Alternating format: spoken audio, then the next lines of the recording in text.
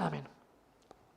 Estuvimos viendo algo sobre Antioquía de Pisidia, dónde estaban. Sabemos que Pablo y Bernabé en su primer viaje misionero habían ido primeramente a Chipre, el pueblo, la ciudad o la región de Bernabé, la isla donde venía Bernabé, y de Chipre entonces fueron hacia arriba, cogieron un barco y fueron hacia lo que es Turquía, Asia Menor entonces, y llegaron a Perge. Desde allí Juan Marcos los dejó y ellos continuaron hasta Antioquía de Pisidia. Pasaron de Perge, no se quedaron ahí, sino que fueron al interior, a este lugar, Antioquía de Pisidia. Y ahí vemos un poco en el mapa hacia dónde habían llegado y dónde un poco estaría este lugar de Antioquía de Pisidia. Ahora, estuvimos viendo, en primer lugar, en estos versículos, vimos el paso atrás en la obra cuando perdieron a Juan Marcos. Fue un golpe duro, seguramente, y sabemos que lo fue por cómo después hubo incluso una división entre Pablo y Bernabé en el segundo viaje por esta situación. Pero vimos lo más importante que nos habla Lucas aquí, es que la palabra fue predicada. Y nos relata Lucas este sermón de Pablo, el sermón más largo de Pablo que se nos relata en el libro de Hechos, lo tenemos aquí. Y vimos pues que en este sermón, básicamente Pablo lo divide en tres partes, en tres puntos principales, si se puede decir así. Pablo no decía punto 1, punto segundo, eso es algo más actual, si se puede decir así, como a nosotros nos gusta organizar las cosas, pero Pablo simplemente predicaba la palabra. Pero sí que vemos que hay una primera parte donde les habla de la historia de Israel, donde les habla de la gracia de Dios en la historia de Israel, cómo Dios había obrado. Después vimos también una segunda parte donde ya les empieza a hablar del Evangelio de salvación en Cristo Jesús, del versículo entonces 16-26, la primera parte, y 26 al 38, la segunda parte. Y la tercera parte, que la semana pasada pues solo tocamos brevemente, la tercera parte es entonces la aplicación, la necesidad de la fe en Cristo. Y es que tenemos que tener esto en cuenta, que la exposición de la palabra debe llevar a la aplicación. La predicación bíblica no es simplemente exponer con mucha precisión el pasaje, decir lo que significa y ya está, pero debe haber una aplicación a los corazones de las personas. Como escuché a un pastor decir hace poco, que la predicación expositiva bíblica, la predicación que Dios honra, es la predicación que te muerde el corazón. Me gustó la ilustración, que muerde el corazón.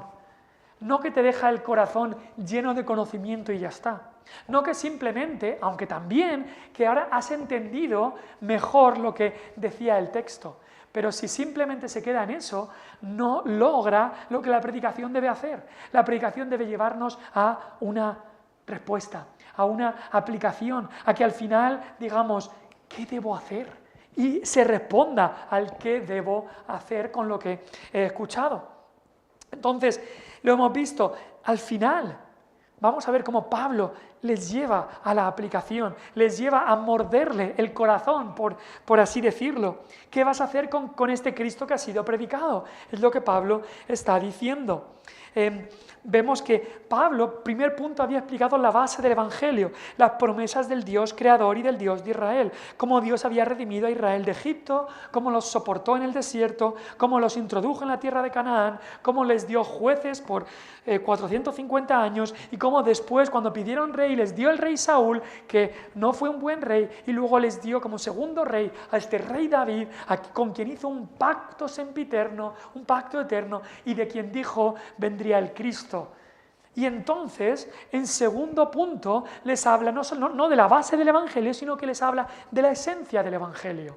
Les habla de cómo el Evangelio de salvación es en Cristo Jesús, el Hijo de David, quien vivió una vida perfecta, quien, aunque no había hecho nada digno de muerte, como dice, fue condenado en un juicio injusto.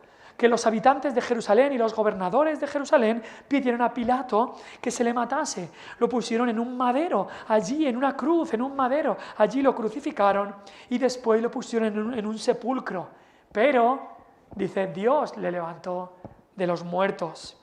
Y después nos dice Pablo que se apareció a muchos que fueron sus testigos. Muchos de estos apóstoles, muchos de sus discípulos e incluso al mismo Pablo que está aquí predicando.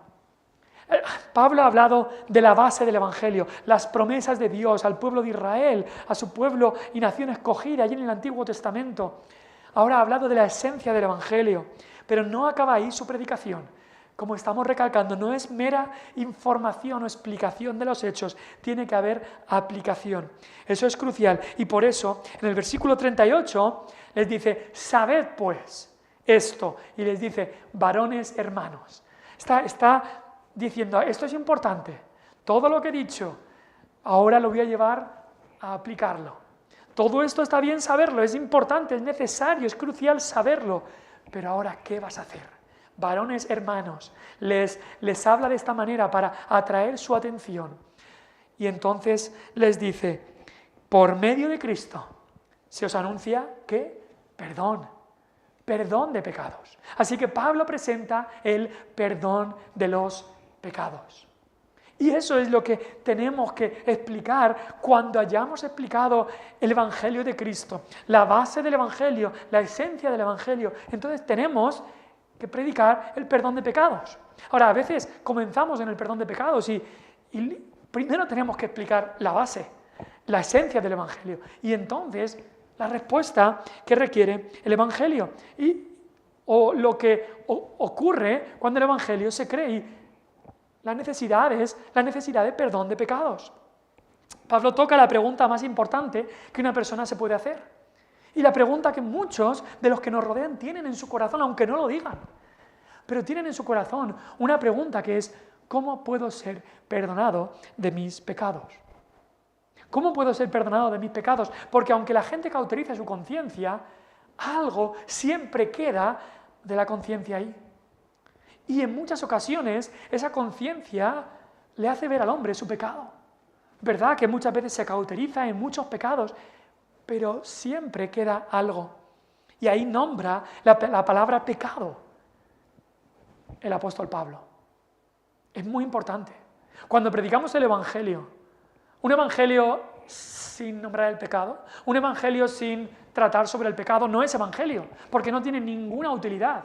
No tiene ningún sentido hablar de evangelio, hablar de buenas noticias si no hay malas noticias. ¿Para qué vino Jesús si todos somos buenos? ¿Para qué vino Jesús si podemos salvarnos a nosotros mismos?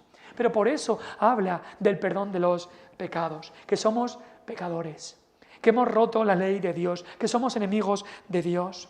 Y eso es necesario hablarlo, es necesario aplicar así el Evangelio. ¿Y cuál es la respuesta que ofrece el Evangelio hacia nuestro pecado? ¿Cuál es la manera de obtener perdón de pecados? ¿Cuál es la respuesta que da Pablo? ¿No es obedece entonces la ley? No. No, la respuesta que da Pablo no es esfuérzate más, sé mejor persona. No, tampoco. La respuesta que da Pablo no es ninguna otra que cree en el Señor Jesús, como vamos a ver ahora después. Pero incluso Pablo les deja claro que la ley, todas las ceremonias rituales que hacían, el viajar a Jerusalén una vez al año y todo esto, o incluso algunas gente que iba 3 veces al año, no les podía salvar, no les podía justificar. Versículo 39, de todo aquello de que por la ley de Moisés no pudisteis ser justificados. Por la ley de Moisés no pudisteis ser justificados. Por cumplir los mandamientos no puedes ser justificado porque no los puedes cumplir. Nadie los ha cumplido perfectamente. Y por hacer sacrificios, por dar una ofrenda, tampoco va a valer. La ley de Moisés no puede justificarles. La ley de Moisés lo que nos muestra es nuestro pecado. Los 10 mandamientos nos muestran que somos pecadores y la ley de Moisés nos condena. Porque nosotros, no es que la ley hubiera algo malo en la ley, sino que lo malo está en nosotros, que somos pecadores y no la cumplimos. Así que no es tema de hacer más o esforzarse más, sino que Pablo dice, en él es justificado todo aquel que cree, todo aquel que cree. Así que no es cuestión, cuando hablamos el Evangelio de si vienes a la iglesia serás salvo, si te esfuerzas más, si eres mejor persona, a lo mejor vas al cielo. Por supuesto que no, eso no es el Evangelio, eso es un falso Evangelio. El verdadero Evangelio es que en Cristo es salvo todo aquel que cree. ¿Cómo obtener el perdón de los pecados? En Cristo. Confía, cree en el Señor Jesucristo. Y entonces eso es lo que dice Pablo, versículo 39, en Él es justificado, en Él alcanza el perdón de los pecados todo aquel que cree. Que cree. No es por hacer, no es por cumplir, sino por creer. Y todo aquel que cree, esos términos que habla Pablo aquí, son términos incluso de Jesús.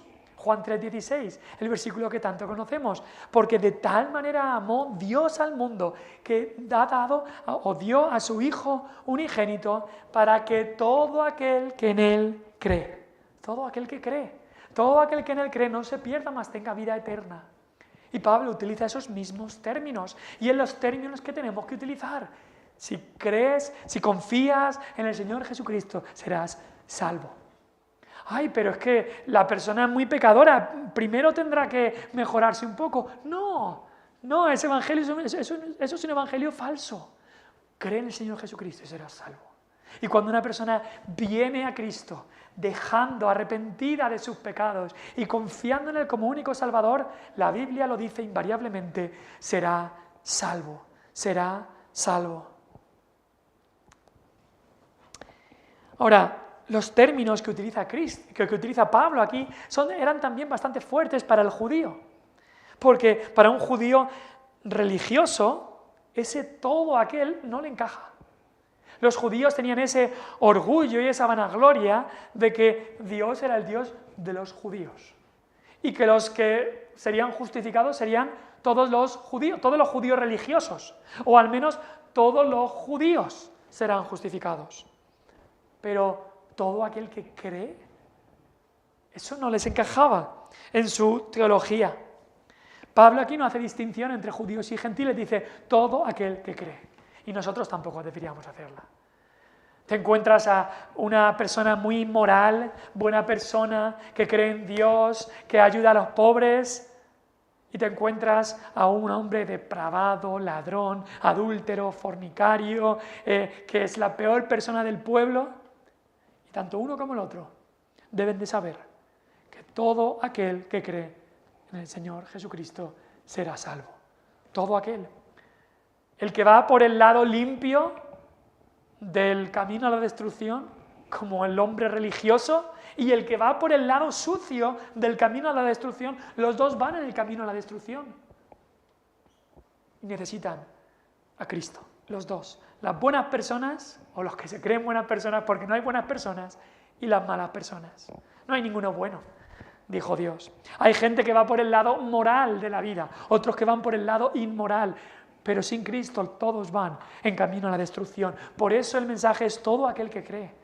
Cree en el Señor Jesucristo y serás salvo. Y ese es el mensaje aquí de Pablo. Es un llamado universal y es el llamado que debe hacer la iglesia, cada cristiano. Hablar con nuestros amigos, vecinos, familiares. Cree en el Señor Jesucristo y serás salvo. Cree en el Señor Jesucristo. Es verdad, ese creer habla también del arrepentimiento y por eso también debemos explicar lo que es la fe verdadera, la fe salvadora en Cristo. Pero cuidado con poner obras, cuidado con mezclar las obras, porque es añadirle veneno al mensaje puro del Evangelio. Es justificado todo aquel que cree. Y entonces Pablo te está hablando también de la justificación. Habla del perdón, habla de la fe y habla de la justificación. Esta es la primera vez que aparece el tema de la justificación en el libro de Hechos. Y creo que es importante que sepamos qué es la justificación. Tú que estás escuchando, ¿sabes qué es ser justificado? ¿Sabes ¿Eres justificado? ¿Has sido justificado? ¿Qué es esto de la justificación? Dice Pablo que en Cristo es justificado todo aquel que cree. Ahora, esto es algo que Pablo explicaría mucho más, por ejemplo, en las epístolas, en las cartas que le escribe. Por ejemplo, en Romanos 3, versículo 20, dice claramente, ya que por las obras de la ley, es decir, por cumplir la ley, cumplir los 10 mandamientos, cumplir los ritos que exigía el Antiguo Testamento, dice, por las obras de la ley, ningún ser humano será justificado delante de él. Porque por medio de la ley es el conocimiento del pecado. O sea, la ley lo que te lleva es a darte cuenta que eres pecador. Pero la ley, por cumplirla, por esas obras de la ley no puede ser justificado. Versículo 28 de Romanos 3 también habla lo mismo. Concluimos pues que el hombre es justificado, ¿cómo? Por fe. Por fe, sin las obras de la ley. Por fe. Ahora, esa fe, por el contexto aquí, es la fe en Jesucristo, no en la fe en Dios. Como algunos dicen, yo creo en Dios, a mi manera, ya soy salvo. No. La fe de la que habla la Biblia, la fe salvadora, la fe que transforma, la fe que salva, la fe que justifica, no es una fe abstracta en un Dios a tu manera, incluso no es fe simplemente en Dios, ni fe en el Dios de la Biblia y ya está, sino es fe en Jesucristo, como el Salvador que vino a salvarte, como el Dios encarnado que dio su vida por pecadores, como aquel que murió en tu lugar en la cruz, como aquel que resucitó en el tercer día y ahora vive en el poder de una vida indestructible para ofrecerte y darte esa salvación. No solo la compró, sino que también te la da y te la ofrece. Así que esa es la fe salvadora. Gálatas 2:16, otra vez Pablo insiste en lo que es la justificación. Gálatas 2:16, sabiendo que el hombre no es justificado por las obras de la ley, sino por la fe de Jesucristo, nosotros también hemos creído en Jesucristo para ser justificados por la fe de Cristo y no por las obras de la ley. Lo repite al principio, lo repite otra vez en medio y lo vuelve a repetir al final, que dice, por cuanto por las obras de la ley nadie será justificado. 3 veces. Lo repite en un solo versículo. Dice, por las obras de la ley nadie será justificado. Y lo repite 3 veces. Más claro agua. Lo deja claro. No puedes ser declarado justo delante de Dios por medio de intentar hacer cosas, por medio de intentar portarte bien, por medio de intentar hacer obras religiosas. No puedes. No somos buenos, somos pecadores. Pero ¿cómo podemos ser entonces declarados justos? Pues mirando a aquel que es justo, a Cristo, el único justo. Mirando a Él, confiando en Él, creyendo en Él. Y entonces, por su justicia, por su obra, somos declarados justos. ¿Qué es la justificación? Bueno, estas preguntas y respuestas del Catecismo de Westminster tienen una buenísima definición. Nos dice, la justificación es un acto, importante, es un acto, no es un proceso. No es que poco a poco, si te portas bien, si vas haciendo todas las cosas que hay que hacer, si lees tu Biblia, oras mucho, vienes a la iglesia, das diezmo y tal, serás justificado en un proceso. No. La justificación es un acto de la libre gracia de Dios, por el cual Él perdona todos nuestros pecados y nos acepta como justos delante de Él solamente a causa de la justicia de Cristo que nos es imputada, transferida y que recibimos solamente por la fe. Voy a repetir eso porque creo que es importante. La justificación es un acto de la libre gracia de Dios, por el cual Él perdona todos nuestros pecados y nos acepta como justos delante de Él solamente a causa de la justicia de Cristo que nos es imputada, transferida y que recibimos solamente por la fe. Muy importante. Jesús también habló sobre la justificación. ¿Os acordáis de aquella parábola o aquella historia del fariseo y el publicano que fueron a orar al templo? El fariseo, ¿qué hacía? Él pensaba que por las obras de la ley sería justificado. Entonces él sube al templo y cuando él habla con Dios, ¿qué tiene que decirle a Dios? Por todo lo que ha hecho bueno.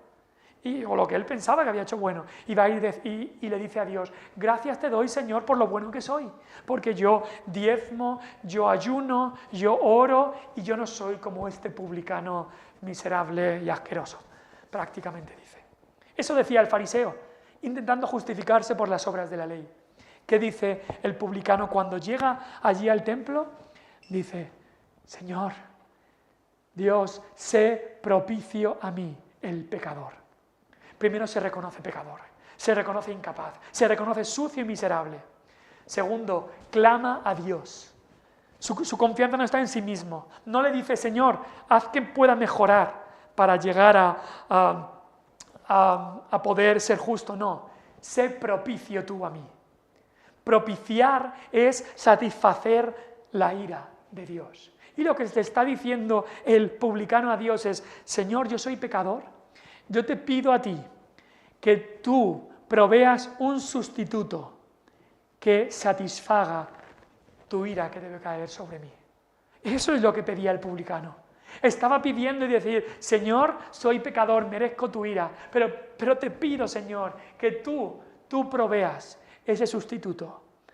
Tú seas propicio, tú proveas una propiciación para mi vida, para que yo no reciba la ira, sino que tu ira sea satisfecha. ¿Quién es ese que satisfizo la ira de Dios en nuestro lugar? Ese es Cristo. La ira cayó sobre él, él absorbió la ira de Dios para que nosotros lo que recibamos sea la gracia. Así que eso es lo que Pablo explica, la justificación. Ahora, al final de su mensaje, después de haberles hablado del perdón de los pecados, la necesidad de la fe en Cristo para el perdón de los pecados y de la doctrina de la justificación, que en Cristo es justificado todo aquel que cree, también les da un aviso muy apropiado en cualquier predicación de la palabra. Y es que después que se ha predicado, después que se ha dicho cómo venir a Cristo, se avisa también de lo que pasa si se desecha el mensaje, si se rechaza el mensaje. Y en el versículo 44 y 41, eso es lo que hace Pablo. Y Pablo entonces cita a Habacuc, al profeta Habacuc. El profeta Habacuc vivió en el tiempo de Jeremías. Si has leído algo del libro de Jeremías, sabes en el tiempo que es. Fue en el tiempo cuando el pueblo de Israel se había apartado tanto de Dios, habían desechado la ley de Dios, cerraban sus oídos a las palabras de los profetas, habían dejado los caminos de Dios y al no escuchar la voz de Dios y al no seguir el camino de Dios y la palabra de Dios, habían continuado en sus pecados y el juicio de Dios iba a caer sobre ellos. Y en Habacuc 1, 5 al 6, leemos que Habacuc les dice, mirad, como también empieza Pablo aquí y les dice en el versículo 41, mirad. Pues Habacuc 1, 5 al 6 dice Habacuc, mirad, y Pablo aquí dice también menospreciadores y burladores, y les dice Habacuc, mirad entre las naciones y ved y asombraos, porque haré una obra en vuestros días que aun cuando se os contare no la creeréis. ¿Y sabes cuál es la obra de la que está hablando? No era una obra bonita, una obra grande, de amor, no. La obra, dice el versículo 6 de Habacuc, porque he aquí, yo levanto a los caldeos, nación cruel y presurosa, que camina por la anchura de la tierra para poseer moradas ajenas.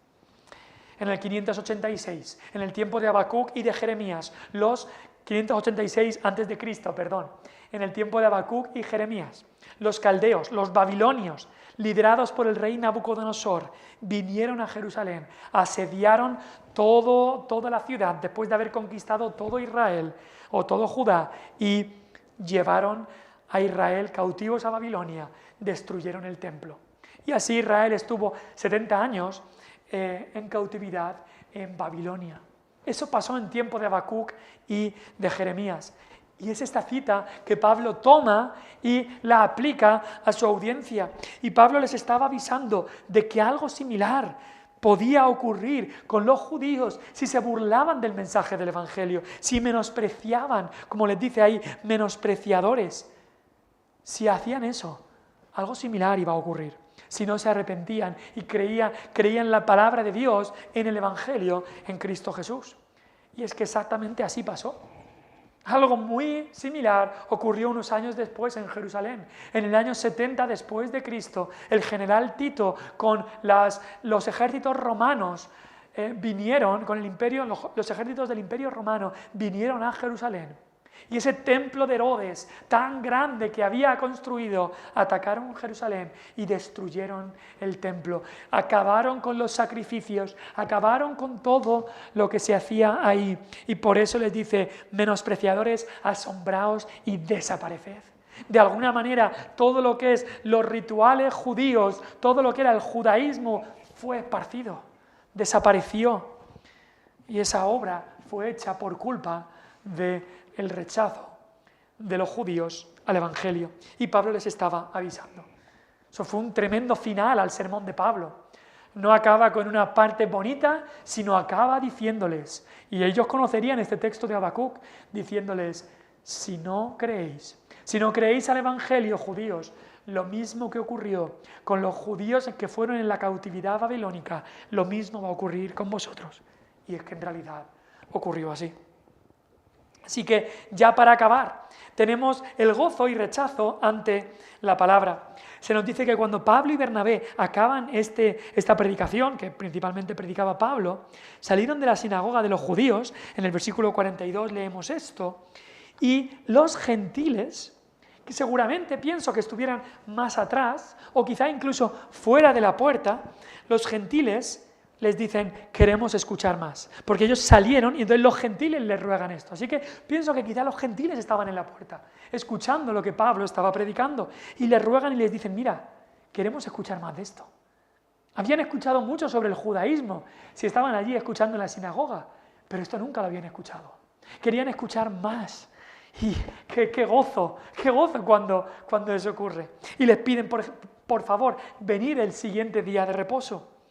Pero no solo eso, nos dice el versículo 43, que cuando ya el guardatemplo cerraba las puertas de la sinagoga y despidió a toda la congregación de la sinagoga, se nos dice que judíos y prosélitos, los que seguramente estaban dentro, judíos de toda la vida, y también prosélitos, que eran gentiles convertidos al judaísmo, todos ellos siguieron, o muchos de ellos, dice ahí, piadosos, siguieron a Pablo y a Bernabé.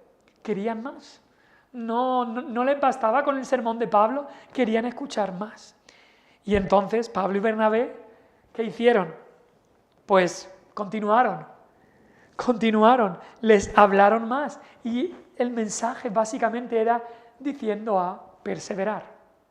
Porque no es solamente, Pablo sabría perfectamente la parábola del sembrador, que muchas veces se planta la semilla y sale un pequeñito brote verde. Y hay que estar muy animados cuando sale ese brote verde. Pero Pablo les dice, perseverad, porque vendrán las pruebas, porque vendrá ese sol abrasador y muchas veces el brote se va, porque vendrán los espinos y los cardos que intentarán ahogar la palabra. Así que Pablo y Bernabé les llaman a perseverar. Y el llamado a cada uno de nosotros, quizá tú hace poco has recibido el Evangelio, has escuchado el Evangelio y estás gozoso de este Evangelio. Y el llamado de Dios para ti es persevera, continúa. La carrera del cristiano no son 100 metros lisos, es un maratón. Es un maratón que no puedes hacer otra cosa que continuar y perseverar. Y también esto nos hace ver que una vez se predica el sermón desde el púlpito, el trabajo sigue. Hay un trabajo importante de después de la predicación. Y en ese trabajo participan todos los cristianos. Por ejemplo, en este sermón, sabemos que el sermón lo predicó Pablo. Versículo 16 nos dice que el sermón lo predicó Pablo, pero luego Bernabé estaba también allí animándoles a que perseverasen en la palabra de Dios. Y esto es algo que todo cristiano puede y debe hacer. Versículo 44 nos dice que algo poderoso ocurre.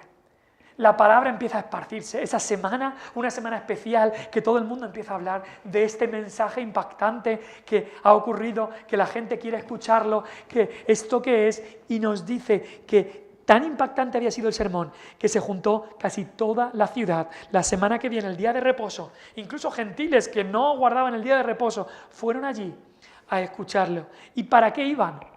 Pues para eso, dice versículo 44, para oír la palabra de Dios. Y esto es lo que tenemos que orar que ocurra. Que la gente venga, que las multitudes vengan a escuchar la palabra de Dios. Que haya un hambre de la palabra. A veces algunos han dicho, mira, cuántas multitudes han ido a este concierto cristiano. Bueno. Que se junte mucha gente para oír un concierto de música cristiana con luces, humo y famosos cantando y demás, no es por lo que debemos orar. O para que se junten a veces, que se juntan algunos grandes multitudes porque algún superapóstol supuestamente ha prometido sanaciones y milagros y demás, no son tan buenas noticias. Pero lo que tenemos que orar es que venga la gente, que Dios envíe multitudes como aquí para oír la palabra de Dios, que haya un hambre de la palabra de Dios, que ha dicho Dios en su palabra, que ese sea el hambre que Dios envíe.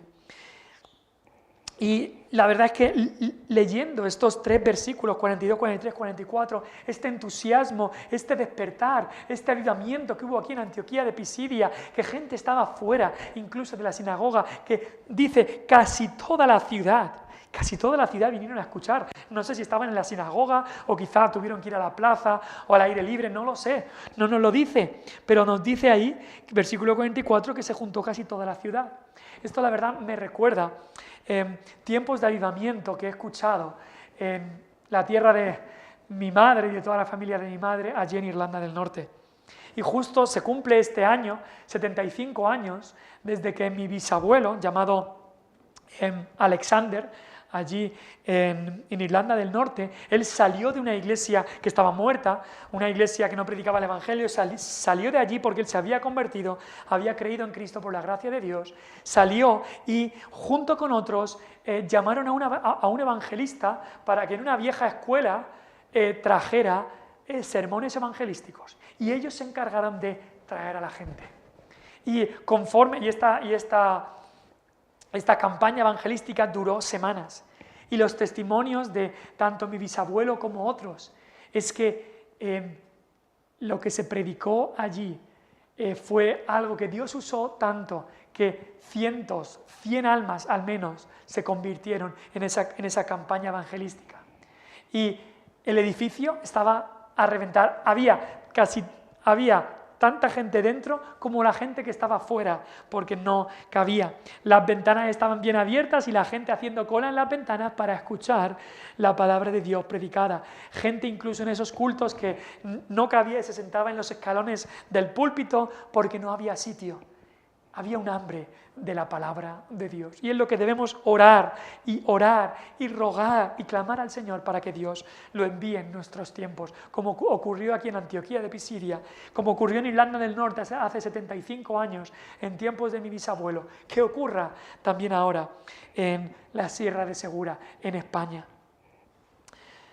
Ahora, asegúrate que donde hay bendición, donde hay un despertar del alma que busca al Señor, que busca la palabra, donde hay conversiones, donde hay avivamiento, asegúrate que donde hay esto, Satanás va a traer todo su ímpetu, toda su energía, todos sus demonios para atacar allí. Y exactamente ocurre eso, Satanás ataca fuerte en este momento. El mensaje del Evangelio predicado en el poder de Dios siempre va a traer 2 reacciones. Una reacción de algunos que recibirán el Evangelio, recibirán a Cristo como Señor y Salvador, y una reacción de odio, antipatía, rechazo y oposición.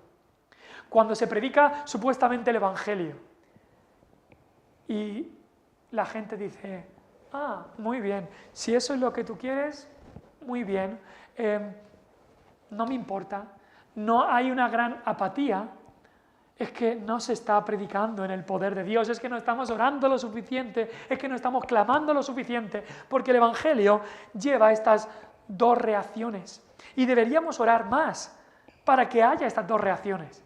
Y tú dices, ¿para que haya oposición?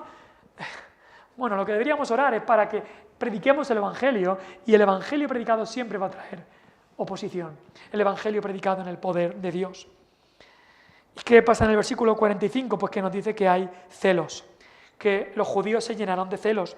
Ellos, por tantos años, habían estado también evangelizando, entre comillas, o promoviendo el judaísmo. Y vemos que había prosélitos que estaban interesados en el judaísmo. Pero claro, estaban evangelizando con un mensaje falso, un mensaje de que puede ser justificado cumpliendo con la ley. Y ese es el evangelio falso. El mensaje de la ley no puede salvar, así que se llenan de celos.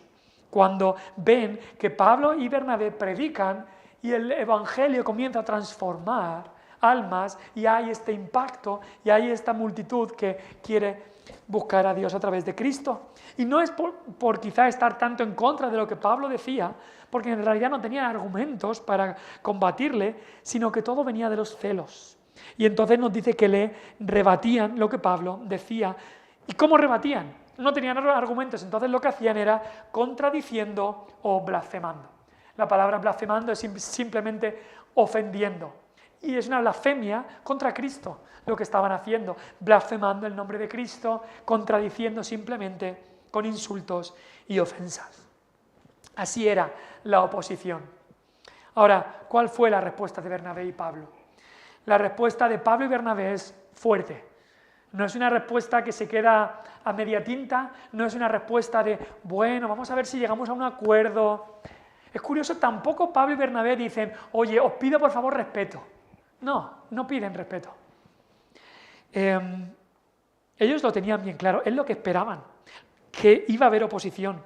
Y no estaban como algunos ahora dicen, mira, respeta mis creencias que yo respeto las tuyas. No sé si has escuchado eso, no sé si lo has dicho alguna vez, pero quizás no deberías decir eso. Respeta mis creencias que yo respeto las tuyas. Nosotros como cristianos no podemos respetar creencias que mandan a la gente al infierno. No podemos respetar creencias que mandan a la gente al infierno. Respetamos a las personas, por supuesto. A las personas sí. Amamos a las personas con el amor de Cristo para que se salven. Pero no respetamos creencias que envían a la gente al infierno. Y por eso tampoco estamos pidiendo respeto a mis creencias. No. Lo que predicamos es para que la gente se convierta. Y si la gente se opone, sabemos que va a ocurrir. Sabemos que va a ocurrir. Y aceptemos esa oposición como una confirmación de que estamos predicando el Evangelio verdadero. Entonces, ¿qué dicen Pablo y Bernabé? Dicen, a vosotros, versículo 46, a vosotros los judíos deberíamos haberos predicado primero. Teníais la prioridad, porque vosotros tenéis las Escrituras, sois el pueblo del pacto, sois hijos naturales de Abraham. Eso les está diciendo. Mira, tendríamos que haber ido a vosotros primero. Y os estábamos dando la prioridad a vosotros. Pero mirad, les dice Pablo, si no queréis la vida eterna que Cristo ofrece, si no queréis saber nada, si desecháis la vida eterna que Cristo ofrece, el cumplimiento de las promesas de Dios, si lo estáis desechando, si no queréis los privilegios que tenéis como judíos, pues nada, dice Pablo, nos volvemos a los gentiles. Y entonces Pablo cita Isaías 49:6, que dice, Dios, poco es para mí que tú seas mi siervo para levantar las tribus de Jacob y para que restaures el remanente de Israel. También te di por luz de las naciones para que seas mi salvación hasta lo postrero de la tierra. Les dice, mirad, ¿no habéis querido creer? ¿Desecháis esto? Nos vamos a los gentiles, que están queriendo más y más y más. Ahora, cuando los gentiles escuchan esto, hay gran gozo. Y es que el Evangelio creído da gozo. Sabían, soy perdonado. El Evangelio creído no solamente da gozo, versículo 48, pero también glorifican la palabra del Señor. Y hay algo que me fascina, que dice ahí, y creyeron todos los que estaban ordenados para vida eterna. Fíjate lo que eso nos muestra. Dice, creyeron todos los que estaban ordenados para vida eterna. Fíjate lo que eso nos muestra. Nos está diciendo que hay un grupo de personas que habían sido ordenados para vida eterna. ¿Qué significa eso? Que Dios en el pasado había ordenado que un grupo de personas tuvieran vida eterna. Había ordenado que estas personas fueran escogidos para salvación, para vida eterna. Y eso concuerda con muchos otros pasajes de la palabra de Dios, como Efesios 1, versículo 5, que dice que Dios nos escogió en Cristo antes de la fundación del mundo, para que fuésemos hechos, para que fuésemos adoptados, predestinados según la voluntad de Dios, por el puro afecto de su voluntad. Creemos en esta iglesia, en la elección soberana de Dios, porque es una doctrina bíblica. ¿Qué significa la elección soberana de Dios? Que Dios, desde antes de la fundación del mundo, ha escogido un pueblo para que sea su pueblo, para que tengan vida eterna, como dice aquí, ordenados para vida eterna. ¿Quiénes fueron los que creyeron? Los que Dios había ordenado para vida eterna. ¿Por qué es que yo creí, cuando tenía 13 años, creí en el Señor Jesucristo y amigos míos no creyeron? ¿Porque yo fuera mejor que ellos? ¿Porque yo logré tener esa fe? No, porque Dios en su misericordia, desde antes de la fundación del mundo, me ordenó para vida eterna. ¿Tú elegiste a Cristo si eres cristiano? Sí, tú elegiste a Cristo porque Dios te había elegido a ti antes. ¿Y por qué Dios te eligió? No porque vio algo especial en ti que no hubiera en los demás, sino porque Él te amó. Dios te eligió porque quiso elegirte, por su voluntad soberana. Porque Él hace lo que quiere, como quiere y donde quiere. No somos nosotros quienes para decirle lo que tiene que hacer. Y cuando vemos así la salvación, cuando vemos que no hay nada en nosotros, pero todo viene de Él, cuando vemos también que antes de los tiempos, Él ya nos escogió y nos amó. Esto es algo precioso. Estos estaban ordenados para vida eterna. Y algunos dicen, espérate, y se empiezan a pensar y a hacer cábalas en la cabeza y dicen, si estaban ordenados para vida eterna, entonces daba igual que Pablo les predicara o no, porque total, si Dios ya había ordenado que fueran salvos, no da igual si Pablo predica o no, no da igual. Por supuesto que Pablo tenía que predicarles para que creyeran en Cristo, porque ese Dios que ordenó su salvación, que ordenó que fueran para vida eterna, ese Dios también ordena los medios por los que han de ser salvos, y ese medio es la predicación de la palabra del Evangelio. Por eso Pablo tenía que predicar, por eso tú y yo tenemos que predicar, porque hay un pueblo ahí afuera que Dios ha ordenado para vida eterna. Y tú y yo tenemos que predicar a todos, porque tú y yo no sabemos quién es ese pueblo, y tenemos que predicar a toda criatura, y cuando Dios los salva, no es porque nosotros seamos buenos predicadores, no es porque ellos tengan una gran fe, sino porque Dios en su bondad y en su misericordia ha querido salvarlos para su gloria. Así que creyeron. El mensaje debe ser cree, como dijo Pablo, cree en el Señor Jesucristo. Pero una vez crees, te das cuenta que Dios te había ordenado para vida eterna, que Él te había escogido desde antes de la fundación del mundo. Y qué preciosa es esa doctrina. Es una doctrina en la que nos damos cuenta, toda la gloria es suya. Nada mía, todo suya. Y al Señor sea la gloria por los siglos de los siglos. Y allí también ocurrió entonces que la palabra se difundía por toda la provincia. La palabra del Señor tiene un efecto tremendo, fenomenal. Es el tema de la conversación en esa provincia. Se esparce como la pólvora, pero otra vez hay esta respuesta tan buena y más oposición. Los judíos intentan una segunda artimaña. Había mujeres de clase alta gentil convertidas al judaísmo que a menudo asistían a los servicios de la sinagoga local. Las consiguen convencer a ellas, también a los dirigentes de la ciudad, para levantar persecución contra Pablo y Bernabé. Y logran entonces que sean expulsados de sus límites. Entonces Pablo y Bernabé hacen algo que era costumbre judía. Cuando han sido expulsados, entonces ellos dice ahí versículo 51, sacuden contra ellos el polvo de sus pies. Los fariseos lo solían hacer cuando estaban en tierra gentil para irse, sacudían los pies. Pues ahora Pablo lo hace y Bernabé en contra de los judíos y se van a los gentiles. Los judíos han rechazado el Evangelio, vámonos a los gentiles. También es algo que Cristo les mandó cuando hubiera rechazo del Evangelio. Pero acaba con esa nota fenomenal, bonita y gozosa, versículo 52. Los discípulos estaban llenos de gozo y del Espíritu Santo. Has creído el Evangelio, has creído en el Señor Jesucristo. Entonces que tu vida sea una vida de gozo. Y predica el Evangelio. Hay un pueblo allá afuera, ordenados para vida eterna, que Dios quiere salvar y te quiere utilizar a mí y te quiere utilizar a ti. Que el Señor bendiga la exposición de su palabra